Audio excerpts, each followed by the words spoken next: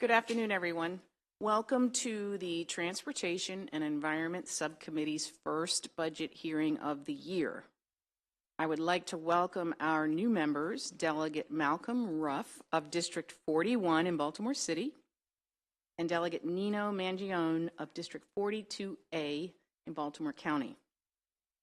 If you've been following the news, you know we're headed for a very challenging year in the transportation budget in the state of Maryland, as well as the budget generally. But we will, as a committee, be carefully reviewing the agency budgets, and we welcome the opportunity to collaborate to see how we can make the best use of funding to mitigate the impact on communities of some of the proposed cuts this year, while working to solve the funding challenges of future years. I will put this subcommittee up against any other subcommittee in the House in terms of members' dedication and commitment. We have a good team to begin working and wading through the matters before us. Today's hearing is on the Chesapeake Bay, and we have our budget analyst here with us today, Andrew Gray. Mr. Gray, would you like to begin?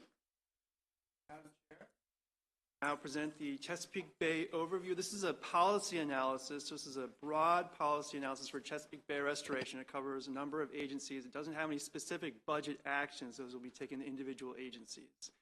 So on page 7 of the analysis, the overarching goal of the Chesapeake Bay total maximum daily load, or diet, if you will, is to get to that 2025 deadline in terms of reducing the nutrients and sediment with the hope to get to our living resources water use standard.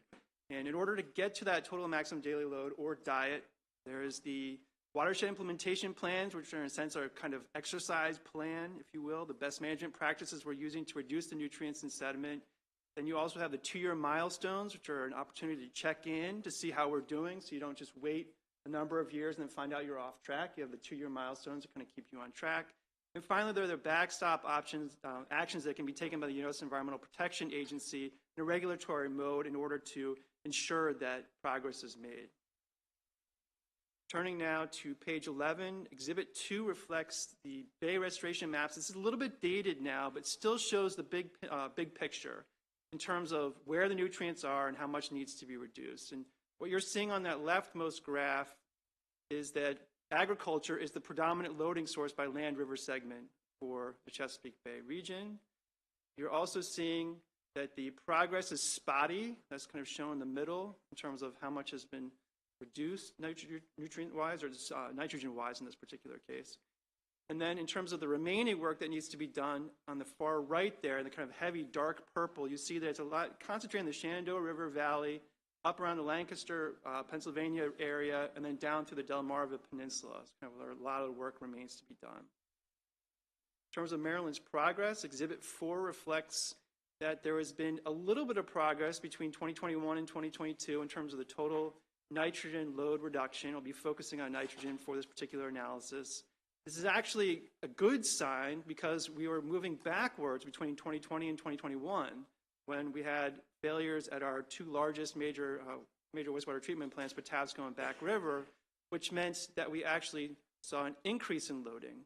So looking forward, we're not quite on track to kind of get where we want to go, and unfortunately, we're more aggressive in our plans than where the goal actually reflects. We want to get down to around 44.7 million pounds of nitrogen in order to address concerns about climate change as well.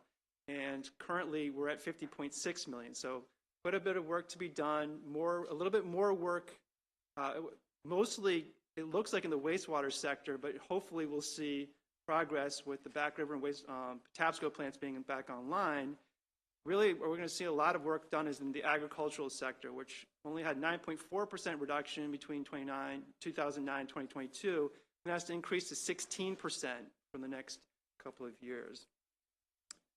In terms of the progress by basin, Exhibit 5 reflects the western shore being the heaviest loading at this point.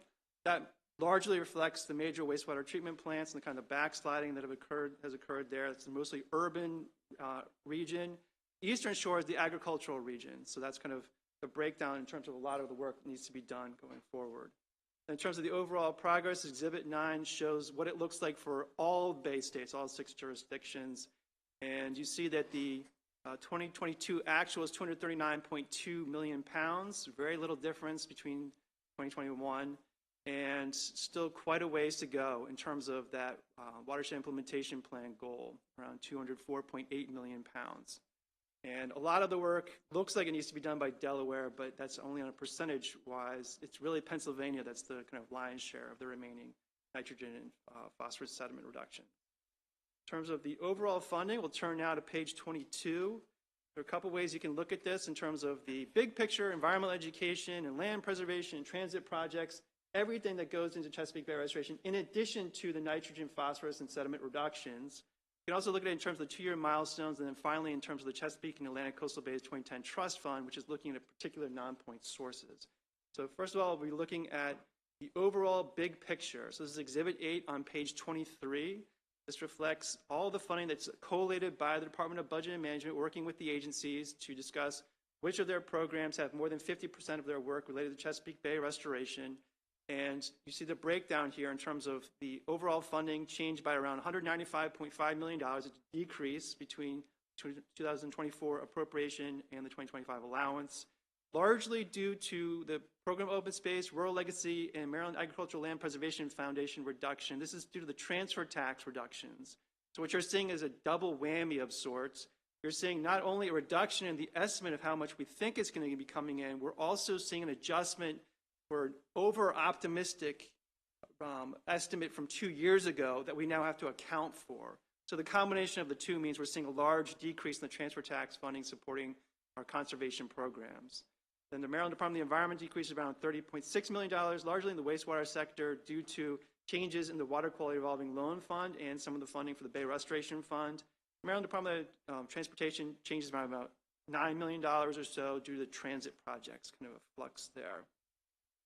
Second way you can kind of look at this information is the Chesapeake and Atlantic Coastal Bays 2010 Trust Fund. So that's on page 26, Exhibit 9.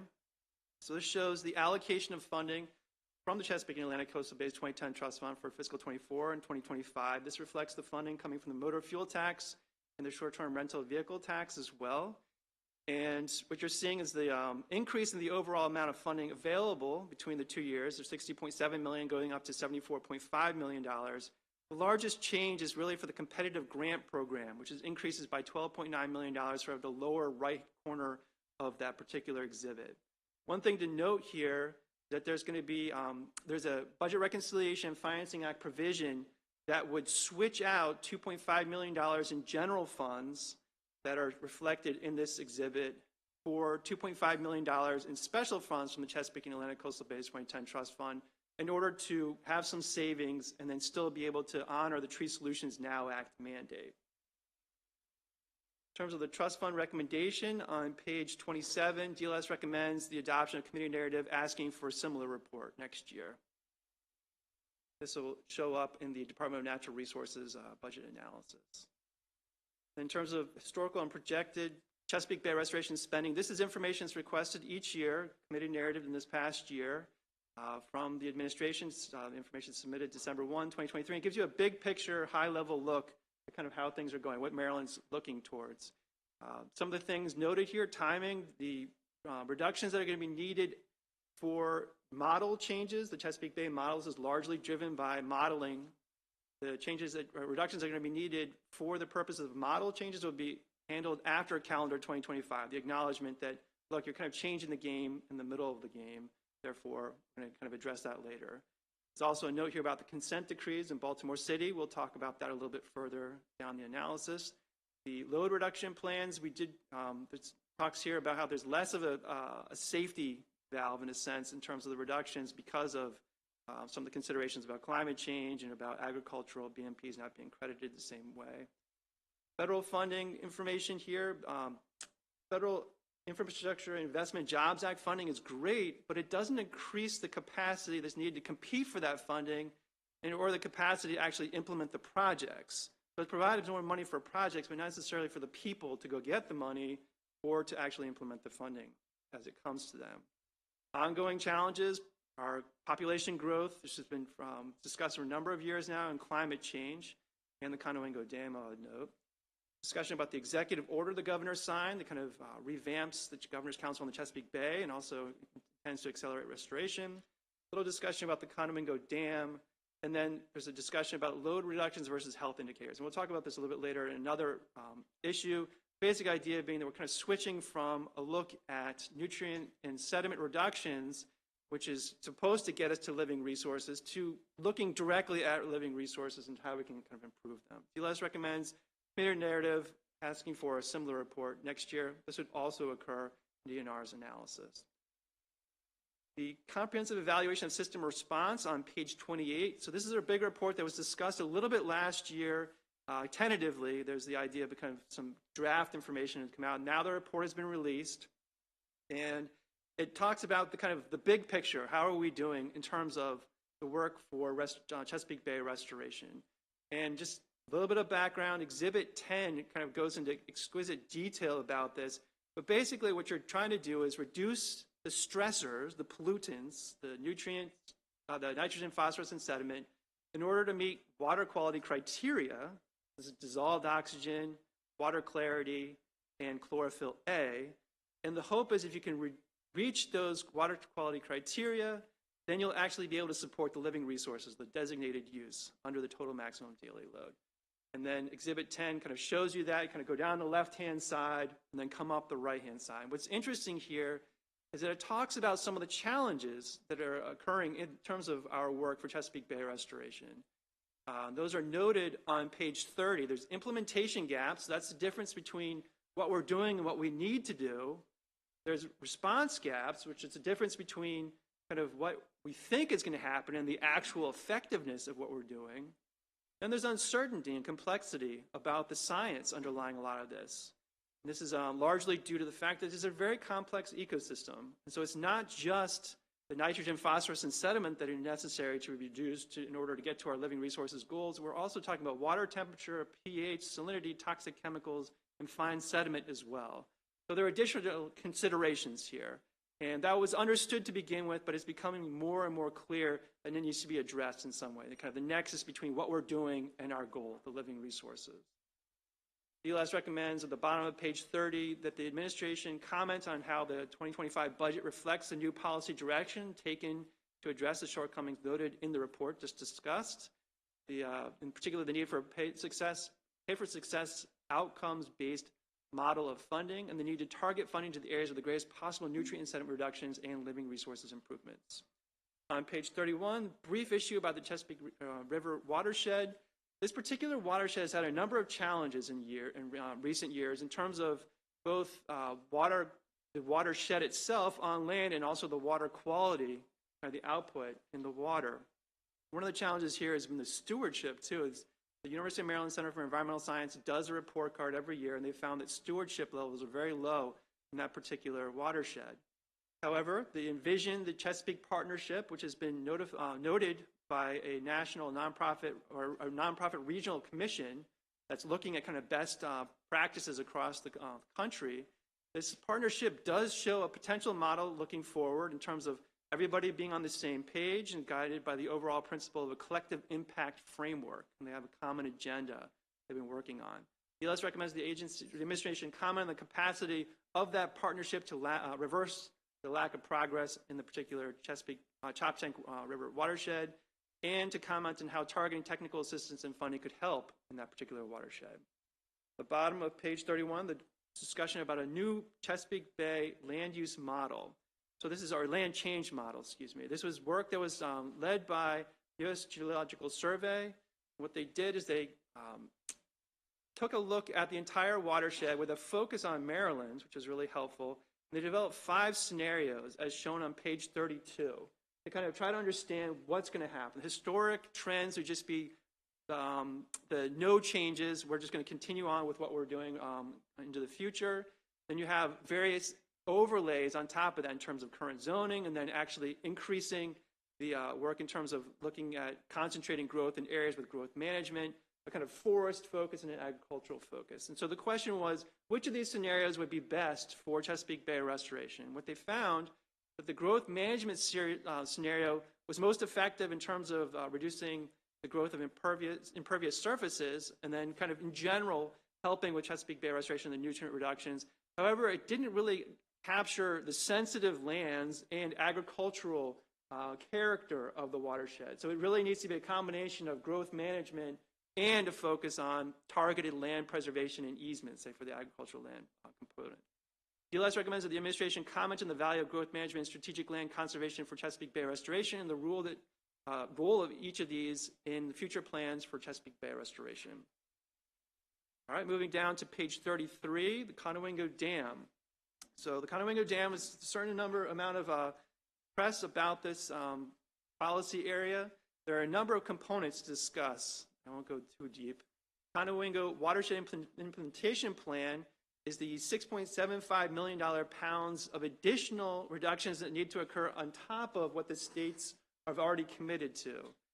And in order to do that, Maryland has really led the charge with a $25 million allocation of funding that's being used by the Susquehanna River Basin Commission to send out a request for proposals on a pay-for-success model, which is the ideal at this point. You go out, you tell people, tell us your best projects. What can you do most effectively in terms of reducing nutrients and sediment, and then we'll pay you to do that. So the RFP went out in the fall, and my understanding is that the submission deadline was January 22nd. I looked at the website today, and it said that it was a robust response, but I don't expect to hear anything necessarily on that for a while, unless the administration has some inside knowledge about that. There will be a recommendation there. The second issue about the Conowingo Dam is the relicensing. So the Conowingo Dam was in the process of being relicensed in 2018, and there was an agreement that was made. It was a very strict relicensing that would have required the Conowingo, Constellation Energy to pony up a lot of money or to do a tremendous amount of work in Chesapeake Bay restoration in terms of the nutrients and sediment coming down the Susquehanna River. Instead, the administration went with a settlement agreement that allowed for the water quality certification to occur, and then $200 million commitment from Constellation Energy over 50 years for a lot of work in terms of mussel restoration and other habitat work in the Susquehanna River. It was determined, though, once lawsuits were filed, that that was the incorrect way to go, so that water quality certification has been thrown out, and we restarted the process. And the Maryland Department of the Environment has actually reached out to stakeholder groups and has started looking at that in kind of the fall, late summer, fall of 2023. One of the big questions here is, if that water quality certification was thrown out, so what happens to the settlement agreement? Is Constellation Energy going to still honor the $200 million agreement over 50 years if it doesn't have its water quality certification the way it thought it was going to have it? Third component here is the sediment study. So one of the concerns, obviously, is the amount of sediment behind the Conowingo Dam that basically means the dam is full, and any scour event, any major storm, will then send a ton of nutrients and sediment into the bay. The idea is to potentially dredge it, find out what the material is, see if it's actually usable in any commercial sense, see if there's any way to defray the cost of dredging it, and then potentially explore that as a best management practice. So work has been done on that by the Maryland Environmental Service. They've come back and said that this basically does not seem like it would be, it doesn't look like it would work the way we'd hope it would. There are some plausible scenarios, but then there's some transportation costs, and then they're kind of removing the water from the sediment, and then just the kind of, is the sediment good enough to be used for construction purposes? A lot of questions still out there. So there was $6 million as originally budgeted by the Hogan administration for this purpose. $3.3 million was transferred to the Maryland Department of the Environment as a kind of technical matter for the Maryland Environmental Service to then use for this purpose. But the Budget Reconciliation and Financing Act of 2024 now transfers that $6 million back to the general fund. DLS recommends the administration comments on, in general, the Conowingo Dam Watershed Implementation Plan RFP, why the deadline was extended twice, what is known about the responses received so far, and how the crediting of nutrient reductions will be handled. Also, to comment on the next steps for Conowingo Dam water quality certification, relicensing, and the settlement agreement between MDE and Constellation, that $200 million.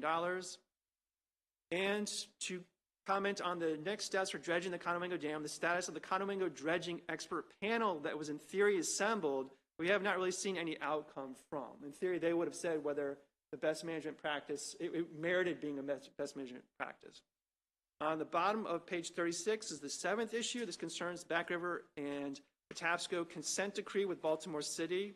So, as previously discussed, there was a number of overflows and process failures at the Back River and Patapsco wastewater treatment plants. My understanding is largely in the solids handling operation. So there's a liquid part of it and the solids, and it's the solids part that's really had a lot of failures.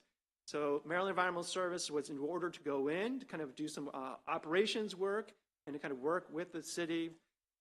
That process is now moved on. We're now at a stage where we're moving into a consent decree environment. First, I'll talk briefly about the monthly reports that have been submitted in requests by the General Assembly or the budget committees. Basically reflect great things going on, that the permit limits are being met. The challenge, though, going forward is that there's still a lot of infrastructure work to be done, and its staffing has still not been addressed in terms of what's going to happen long term, and that's really a national problem. The bottom of page 37, there's another component to kind of the water and wastewater situation in the Baltimore regions. The Baltimore Regional Water Governance Task Force that was created by legislation passed by the General Assembly last year. And the idea for the task force is to kind of look at what model makes the most sense for addressing the needs of water and wastewater in the region. And I think it's largely, connected to some of the concerns that are reflected by the Back River and Patapsco, then also some of the water treatment, drinking water treatment concerns as well.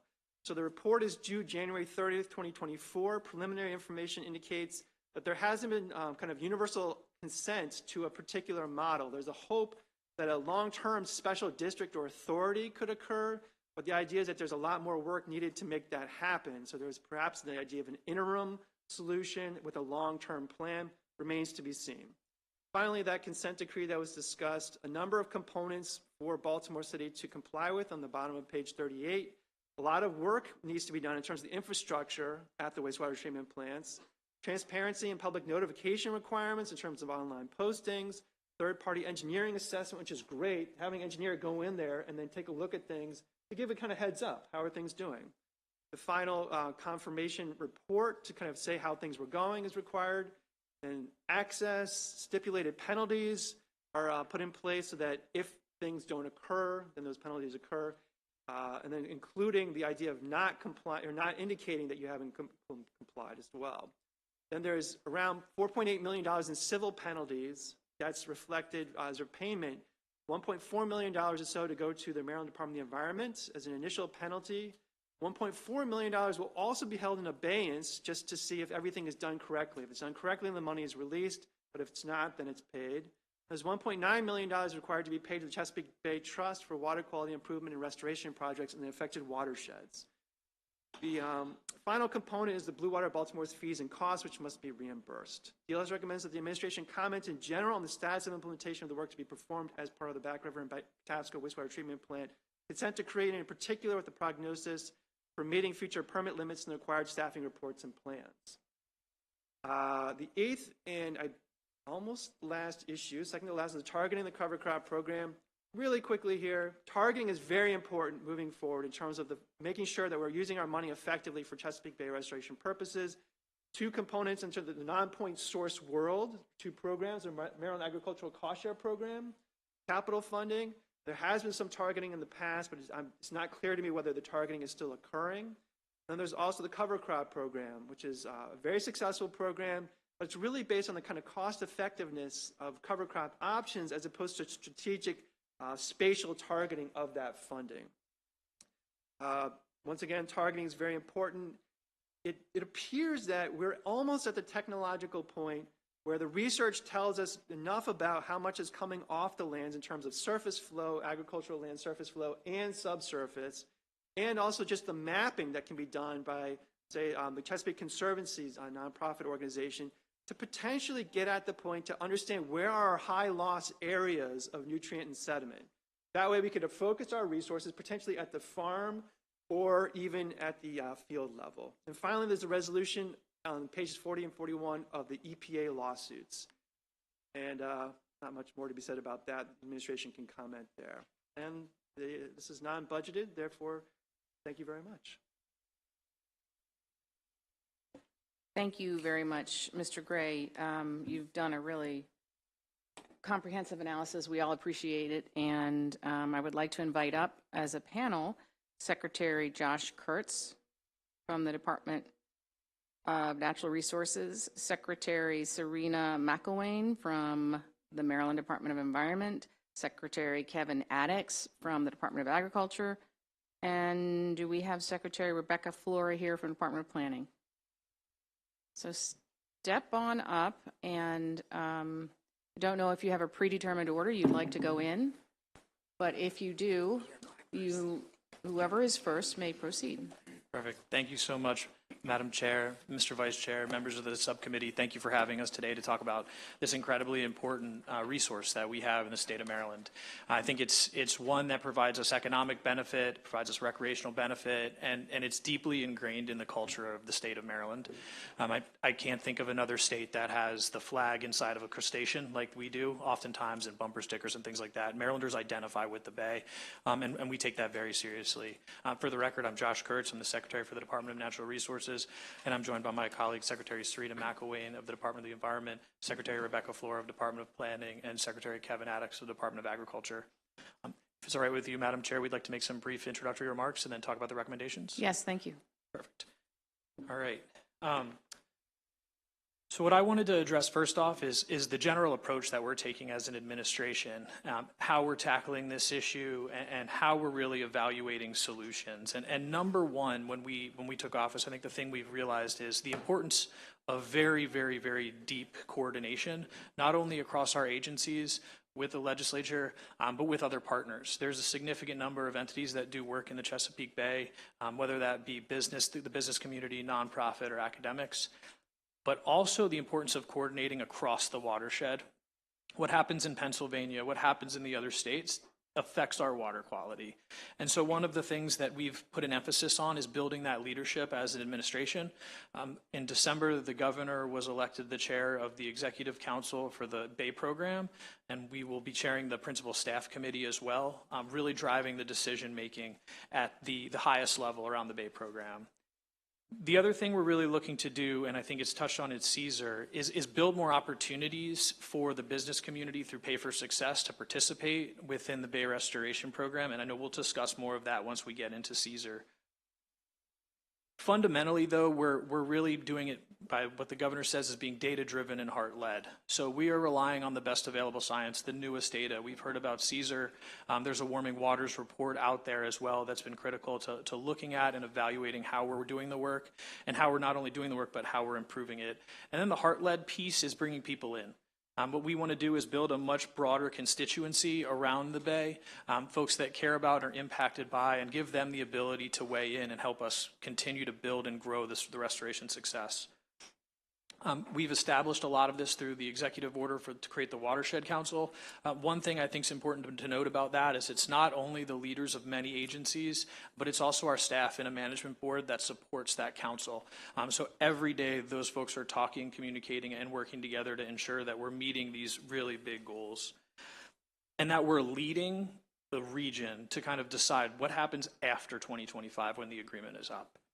At the department, we're prioritizing the living resources as pointed out at CSER, and what we're focusing on, and this is I think really where the evolution is not just project by project, practice by practice, but how those practices interact.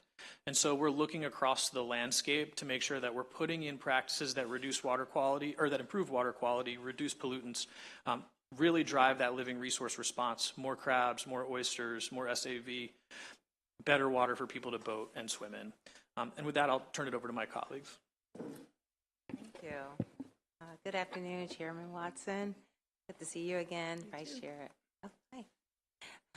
Edelson and members of the Transportation and Environmental Subcommittee. Can you all hear me okay? Yes. All right. For the record, I'm Sarita McElwain, Secretary of Maryland's Department of the Environment. I'll start by saying our beautiful Chesapeake Bay is not just a body of water. It's a reflection of us, who we are, our history, our challenges, and our potential. So my responsibility as a regulator is to ensure that we strictly enforce laws and regulations so that we can keep pollution out of our waterways. Every drop of water is important. And Governor Moore has directed all of us, each of us, to take a new approach to make sure that the Chesapeake Bay is able to thrive. As Secretary Kurtz mentioned, we do have a new focus that's guided by the governor's executive order, and it's also guided by 3 new principles that we all talked about and agree that it's really important. And those 3 principles are what we call the big R's. One is reinvigorating what works, what we know works. And then it's about rethinking our restoration and protection strategies in the face of new challenges. And then the third one is re-engaging communities that have been left behind. So those are the big R's that it's going to shape how we go forward as we consider the Caesar report and all the things that we did, missed, did well. That's going to really guide us toward doing things differently and better going forward. I just want to reference quickly the joint chairman's report that we submitted, and I will say this is how we are tying those R's into what we're doing going forward at MDE. We are, the R, reinvigorating our permitting, our compliance, enforcement, and funding strategies so that we can ensure that we have strong investments in wastewater treatment plants, those upgrades, and we will, because they continue to be a cost-effective driver when it comes to nutrient reduction. We're also, another R, we are rethinking stormwater management by enhancing permit conditions that consider the impacts of climate change. That takes in consideration the watershed approach for restoration, flooding, and that accelerated environmental justice in historically overburdened and overserved communities are at the forefront. And last, we are re-engaging Marylanders. What do we mean by that? We want to help shape our renewed restoration goals and strategies while targeting more outreach. We want to do more of that. We want to make sure that we are bolstering our technical assistance, it's important, and funding in those environmental justice communities. We are funding in those communities, but we want to do more, much more, and we plan to do that. So we're going to accomplish all of our goals by implementing organizational reforms at MDE as well. We need to do that to ensure that as an agency, we are operating efficiently and effectively. It matters. It's number one for us. We're also taking a fresh look at improving Conowingo Dam and the Susquehanna River by implementing the Conowingo Watershed Implementation Plan, the WIP, the Pay for Success program. This is really a big issue that has a lot of impact on the Bay. We continue to implement the best practices that are working while advancing science for new approaches like dredging and restoring freshwater mussels, your area. I know you like me saying that. And we're also building in performance measures and crediting restoration code benefits that achieve multiple environmental outcomes, such as reducing flooding and increasing local amenities like parks and green space. I would also like to mention that just last week, I appointed the first Assistant Secretary for Environmental Justice ever in MDE. And that is a demonstration that we are taking it seriously. Her name is Anika Atkinson, and she's going to be responsible for executing strategies that reach out to the communities that, again, have been ignored way too long.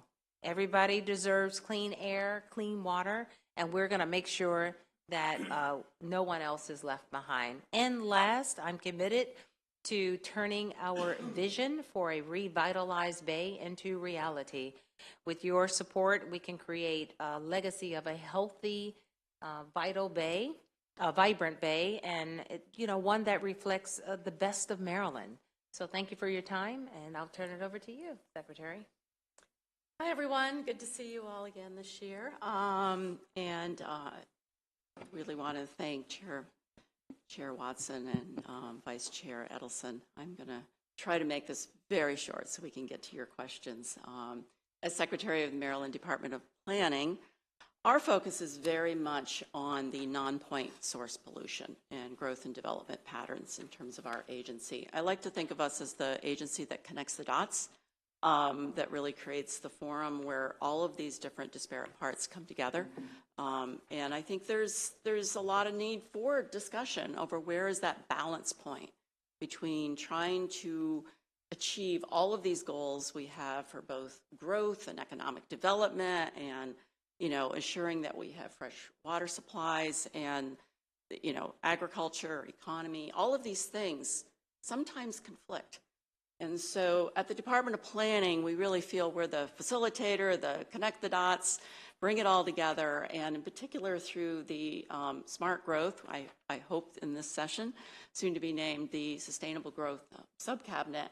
That is the forum where most all of the key agencies, secretaries come together and discuss these important issues to try to find that balance and middle ground. So that's a big role that I play as the acting chair of that subcabinet, and then of course serve on really all of the Bay relevant commissions and councils. And I think anyone that's been in those meetings know that I'm not typically silent in those, because we really do need to be asking hard questions to ensure we achieve balance.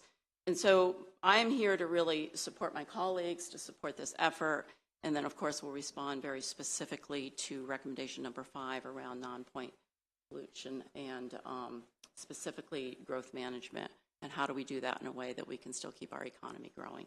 So with that, I'm just going to move over to our next colleague. Thank you very much, Madam Secretary.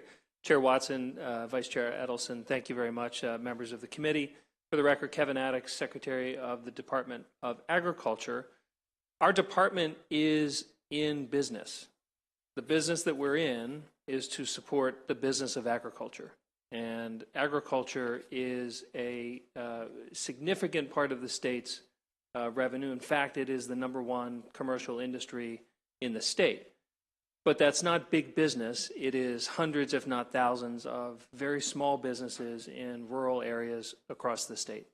And that means that we're in the business of ensuring that they are farming in a way that is not just productive and profitable, which are key because that's what preserves the farmland from development, but to do it in a way that is productive and profitable for the Bay. We are in the Chesapeake Bay business. We are also in the food production business. We are in the rural Maryland rural economy business. And I think it's important to note some of our programs. So CSER is something that is an important guide and an important tool for us. But many of the programs that CSER recommends are programs that Maryland has been ahead on in the Bay watershed for years. For example, cover crop is one, which Andrew mentioned. It's a very, very important program because it is not only keeping nutrients out of the Bay, but it's building soil health, which is not just carbon sequestration, it's not just capture of rainfall, but it is over time improving the soil to the point where it's more profitable for the farmers. So we keep going back to the core elements of what we do, which is to keep that farmer farming. There are some incredible benefits to MDA's programs. First and foremost, we have a farm-level plan. So we work with every farmer in the state through their nutrient management program, and through that process and in collaboration with NRCS and University of Maryland and all different folks who are playing in the space of supporting farms to make sure that what that farm needs and what the Bay needs from that farm, we're able to implement in a farm-by-farm basis.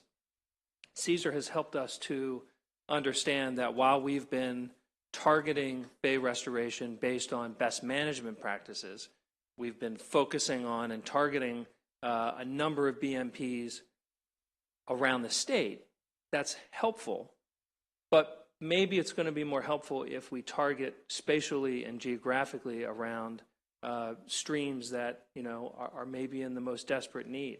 One of the things we heard from our colleagues in Pennsylvania is that they have found benefit by targeting a very small area, a particular stream, and focusing all of the community's energy and effort, farms, but the support agencies, the support organizations, on that specific stream. Let's clean that stream. Yes, the Bay, but you may not have access to the Bay, you may not be close to the Bay, you may not get on the water very often, you may not crab, but that stream, that neighborhood stream is important to you. Let's delist that stream. Let's focus all of our energy, all of our BMPs, all of our focus on that particular stream. When it gets to a certain point, you have the community gathering to cut the ribbon, blow up the balloons, celebrate it, and do that stream by stream. And we're finding that through our discussions and through our efforts, and we have some discussions with legislators as well about adjusting some of the statutes, we're going to have a great result from that. We're very excited about being able to target in this new way going forward. And so we look forward to answering the key questions and anything that you may ask about farming, about food, and about rural Maryland. So thank you. Thank you. If we may move to the questions, or do you want to ask? Yes, I just wanted to make sure that you were complete. You had completed your presentation. We will move now to questions. Before we begin, though, we have one question to ask of the analyst. Delegate Solomon, quickly, please. Sure. Yeah. Thank you. I just had a quick question, Andrew. I know MDOT's not here, and the overview does mention some concerns with SHA being able to cover some of their stormwater management costs with federal funds, but I'm just curious if there was any more analysis done, maybe you can follow up with us on this, how MDOT's trust fund budget situation could potentially impact the health of the Bay and the health and the sustainability of some of the projects that they're on the hook for. I can definitely follow up on that. Okay. Thank you. It's a good question. Delegate Mangione. And thank you all for being here. And you kind of touched, Secretary Haddock, on my question, which is good when it comes to, I guess, these non-point source pollution elements. And you touched as well how you're trying to balance everything with the challenge of, the farm aspect and the economic part with, of course, the quality of water and the safety element. So you touched on my question in terms of you are working directly, I guess, with these farmers in the private business. So I guess, and I appreciate that. I guess to add to that would be, in your experience, I guess, with our neighbors in Pennsylvania, are our environmental regulations, restrictions more stringent? Or are they along the same lines? How do you answer a question like that and compare the difference between those two? So comparing our state to other states is difficult because we have grown along different paths. And what I can say about Maryland is we feel, and we've heard our neighboring states say this, we're further ahead. That doesn't mean that we're better or we're making more progress. We've just been at it for 20 years. So hindsight's 20/20, and some other states are able to capture gains a little bit faster. Pennsylvania, just for example, our neighbor to the north, and of course a lot of water from Pennsylvania flows down the Susquehanna. In fact, all of it flows down the Susquehanna into Maryland. They have implemented some really, really innovative programs that we're learning from, and we're going to adopt some of their programs. And we have been on a bit of a multi-state tour led by Secretary Kurtz. And it's been fascinating to hear what other states are doing, and they're interested in our programs and our innovations, and we're interested in theirs. And it goes back to that whole watershed approach where we have to begin to work in unison. The stream idea came from Lancaster County because they're all about the Bay goals. But if you're in Lancaster, you don't have a personal connection to the Bay. But if you're in Allegheny County, you may also not have a personal connection to the Bay. So it's figuring out new ways of garnering interest from not just the local farmer, but the community. One thing I'll say about our program that's different from other states, we, through the legislature's support, filled 50 new positions with on-the-ground technical staff to go farm by farm, help with their best management practices, and we've got a great cost share program where if they're in need, if they're in line for a new BMP, we can pay for most, if not all of it. Thank you very much. Appreciate that partnership with those farmers and doing everything you can to ease, their challenges with, balancing with your challenge. So thank you very much. Thank you. Delegate Metzger.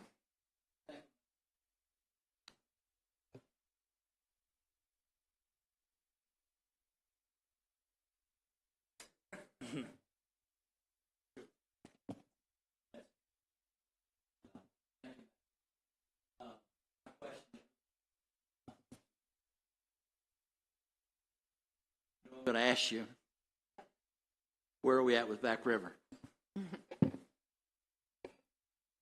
I like how you just ask it in such a way that I may go on for a half hour. But where we are, we're doing well with Back River and Patapsco as well. I will say, as a general response, both Back River and Patapsco, they're meeting their requirements at or above. So I'd say they're doing very well. We've done a lot, as you know. I talked about that with you personally and last year. We're making a lot of progress, So they're coming into compliance. Yes, they're in compliance. Okay, Yeah, they are. Above in some areas. So yes. thank you. Okay. Delegate Edelson. Thank you, Madam Chair. Thank you all. So great to see you. Thank you all for the work that you do. I wanted to just focus a little bit on the Baltimore Regional Water Governance Task Force. I know that's a relatively local situation, but we're expecting that report in just the next few days. If any of you were willing to comment on giving us a preview of what you think we're going to see in the report, and or, there's been some discussion about which model is likely to be best going forward for how we're going to do the operating and governance. If you have any thoughts on which model you think might be the best way forward.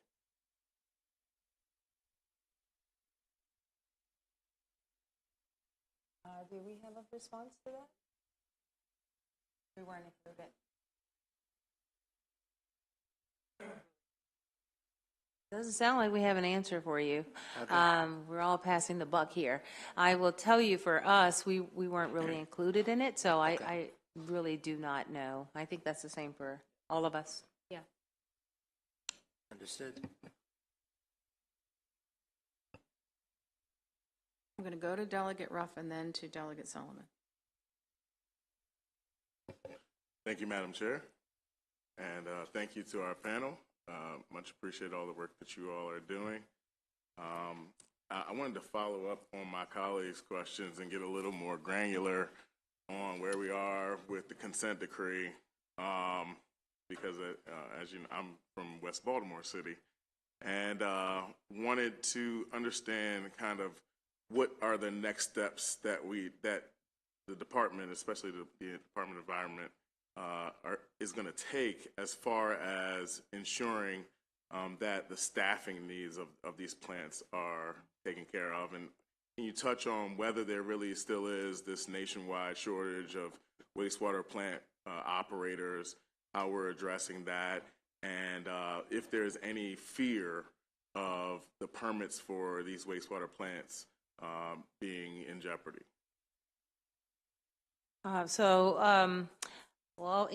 Let me start with your last question. There's no fear of the plants being in jeopardy. Again, we've done a whole lot. Your first question was about the consent decree. So we've already completed that. We work with Baltimore City, Blue Water, and my agency, and I think we had this consent decree signed in November. So that's done. And it lays out a lot of things that, they have to do to be in compliance, right? And so that's done. And I think you mentioned this as well. Also in that consent decree was a very hefty fine of $4.9 million. And then you have $1.9 million for projects as well. So I think we are on the right track with them, with this whole issue with the wastewater treatment plants. We've done a lot. So I think we're in good shape. Is there anything, did I miss any of your questions? You had a lot. Talking more about the staffing issues, if there's any way you can address, again, whether there is still this nationwide shortage of wastewater plant workers. Okay, so they were required to submit to MDE a report, and we just got that report, I think, a week ago. Yeah, we got that report a week ago. We're looking at it now. They have addressed retention, staffing, and all of those areas that we required them to do, but we're just looking at it because we literally just received it.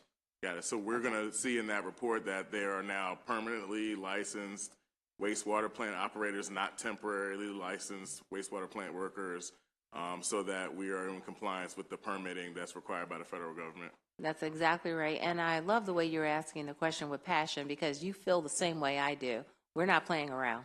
I get that. But let me turn it over to my director of water really fast just to make sure I didn't miss anything. Sure, thank you. Lee Curry, I direct the water. We just received that report.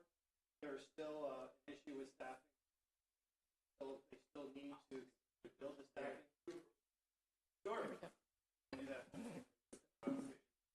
Yes. Good afternoon. Lee Curry, I direct the Water and Science Administration at MDE. As the Secretary mentioned, we just received the report. We're looking at what the city is doing in terms of retention and staffing. There's still, yes, they still need to bring on additional staff. They have also done a tremendous amount of work at the facility. I'll give you one example, is that a couple of years ago, there were at Back River, there were 2 primary settling tanks working. As I was talking to my staff today, there are 7. So that's a significant improvement. They're both operating at their permit limits. The last question you asked was related to workforce.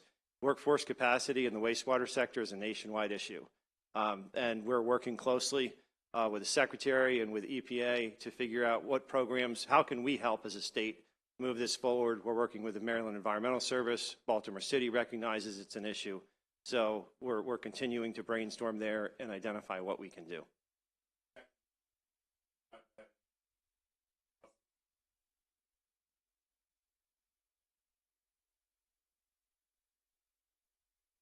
One of them, yes, that's correct, sir.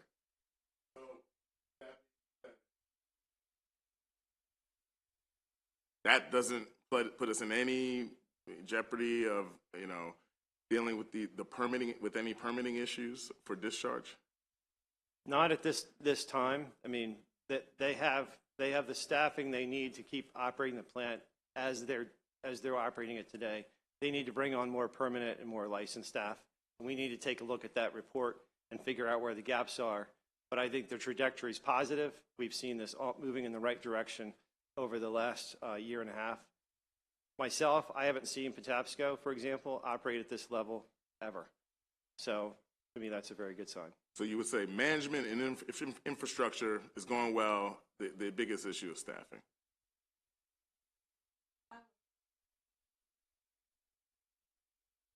It doesn't. There you go. Okay. It's going well. Yes, it is. We have our eyes on them. We have inspectors there. We have not turned our backs away just because we're seeing all of this progress. So to say we're ready to, clap our hands and walk away, that's not going to happen. We're going to continue to watch. We have an early detection system that gives us a lot of information beforehand, before we didn't have it. Now we know what's going on. So we have our eyes on it, and we're going to continue to make sure they stay where they need to be. We're not turning our backs. No, thank you. Okay. Thank you. Delegate Solomon. Thank you. Thank you, Madam Chair. It's good to see you all. I had 2 questions. The first is, we all sort of talked more generally about the move to the pay for success and better targeting. But I was wondering if maybe you could all sort of get in a little bit more granular detail of what does that mean to better target our resources and how does that actually play out in meeting our goals? I think a critical piece of what we're looking to do differently is that targeting, and there's a couple components to that. So the first is the data that we're bringing into the system. Mr. Gray touched on it. The level of fine scale data that we have now to understand not just water quality, but how water flows, impervious area within those watersheds. We have a much better understanding now than even 3 years ago of what those watersheds look like. And so what we're able to do is much better target our interventions. And I think Secretary Addix talked about this, geographically, looking at very, very fine-scale data and significant kind of a compilation of different factors. So that's number one. We needed to have the data. We have that now, and we're using that to make decisions at the department. These are publicly available data sets. People can actually go in, and we're actually trying to encourage people to do so, so that they can look at either grant programs or our pay-for-success contract programs and see the areas that we're prioritizing for our resources. So that's number one. And then in the pay-for-success piece, I think that's an area where we've seen significant kind of growth over the past year. The Department of the Environment has multiple programs that allow us to better do pay-for-success, like the Clean Water Commerce Act, paying for outcomes. And I think that's really the key piece here. What we have been doing is paying for projects. And what we're going to do now is pay for the benefit that we get from those projects. And so the way we've set this up in our grant funding system now at the department is instead of saying, okay, here's a grant for trees, here's a grant for wetland restoration, what we're saying is here's the outcome we would like to see you achieve. And at times it's multiple outcomes. And then nonprofits, private sector, academia can come in and apply for those grants or apply for those pay-for-success contracts in that way. One thing we have found challenging at the department as it relates to the Conservation Finance Act is actually our procurement system. So we have a bill in this year to actually help us with that procurement system. It's the e-Maryland Marketplace component. It's been delaying those projects about 6 months to a year. And what we're finding is if you're a private investor, you need to get that project moving so you can prove to us through your verification that it's working so you can get your payment. And that delay of 6 months to a year has actually really hurt us. So we're also tackling some of these procurement challenges that came out. But frankly, it's a fantastic tool that we're all working very hard to implement. And then I had one more question specifically for you, Secretary McElwain, and I know we'll probably get more into this in your budget hearing individually, but I know you were left with a little bit of a dumpster fire from the previous administration in terms of funding. I think I saw a chart that showed MDE had the lowest amount of funding other than West Virginia in the Chesapeake Bay watershed for any agency. And obviously that played out in personnel. I know there was a big investment in the 2024 budget. Can you talk a little bit about how your agency has been able to hire inspectors? Because obviously holding folks accountable for our goals is a big part of reaching them. Yeah, we've done, since last year, you're right, when I first started, we were in bad shape. But we were able to get a lot of positions, actually, and we've been backfilling those positions. I don't have the numbers, 18 or 34? How many positions is it? Okay, so we have a total of new positions, 34. We are actively recruiting them. A lot of them are already filled. So I would say in terms of enforcement and compliance and having the right people and the right positions, we're on track. I'm happy to report that, actually. So I have a question for you with regard to, I believe the governor issued an executive order in July that had to do with the Council on the Chesapeake and Coastal Bays watershed.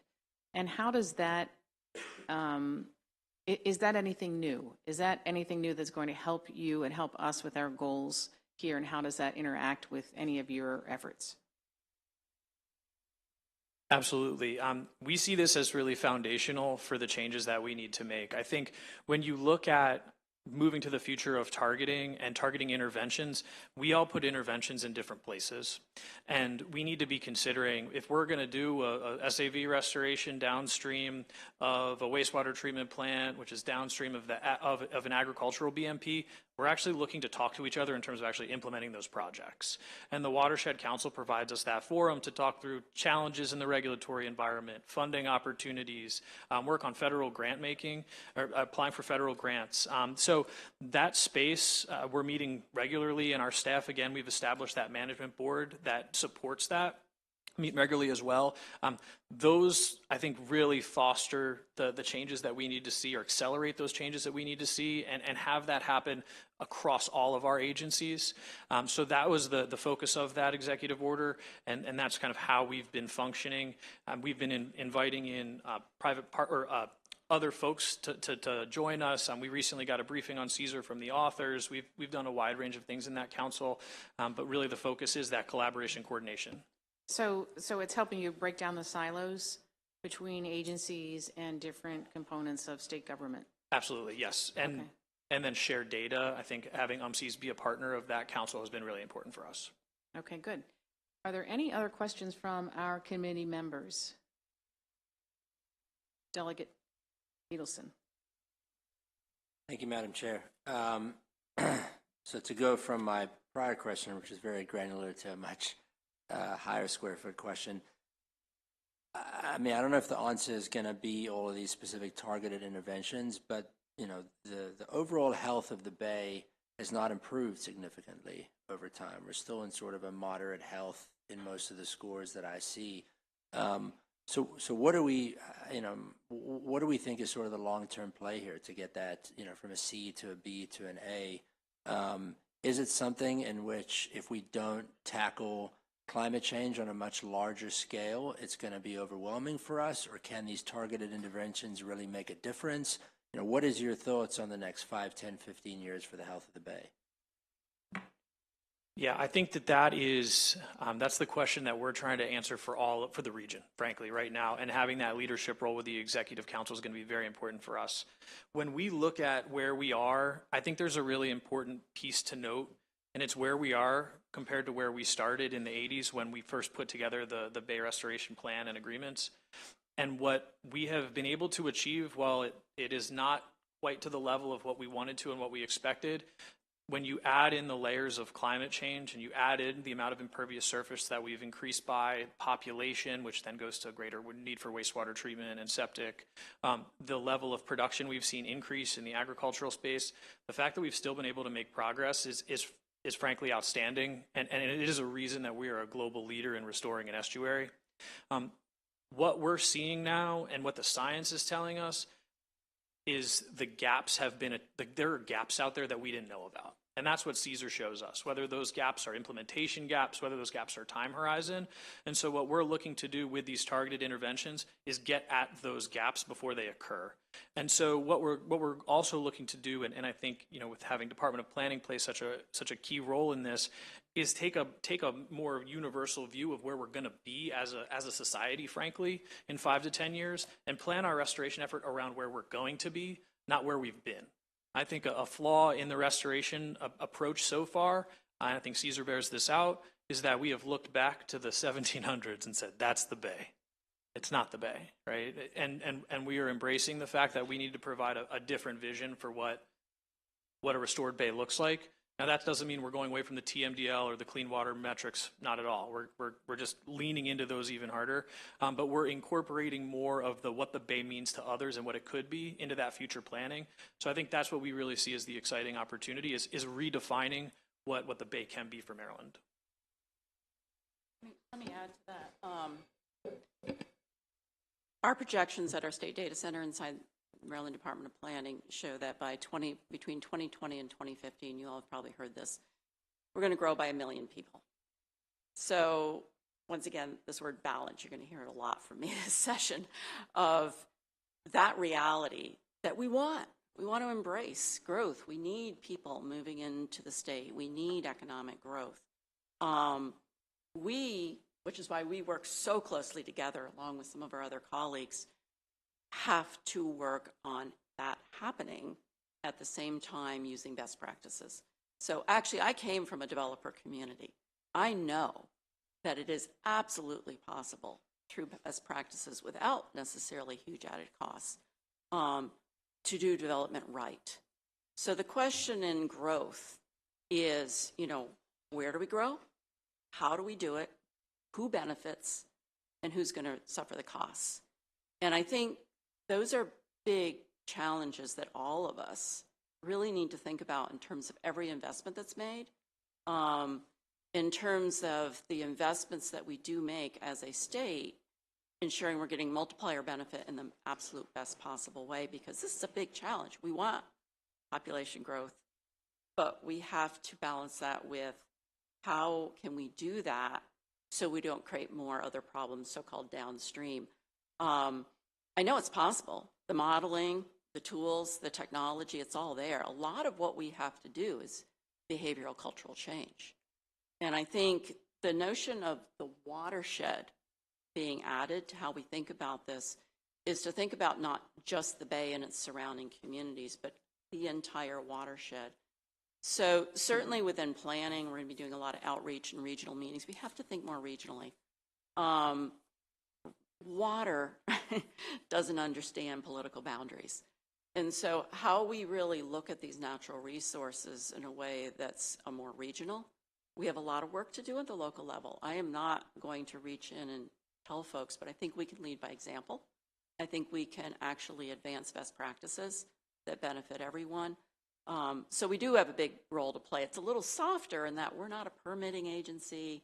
We don't have big dollars, but we have a really big role, I think, to sort of help others lead toward better and best practices so that we can grow responsibly and have it all. I bet as a developer, I know it's possible. I've seen it. I've done it. I've done zero net development. So I know it's feasible. We just need to lead people along that path. Thank you for that question. Well, we're fortunate to have your background working for us at the state. Members, I think that wraps up our questions for today. I would like to thank Mr. Gray from Legislative Services and all of the secretaries here today. Members, I would like you to please pay attention to your email for changes in tomorrow's schedule. And we want to thank you very much for the work you're doing, and we look forward to working with you more. Thank you. Thank you all.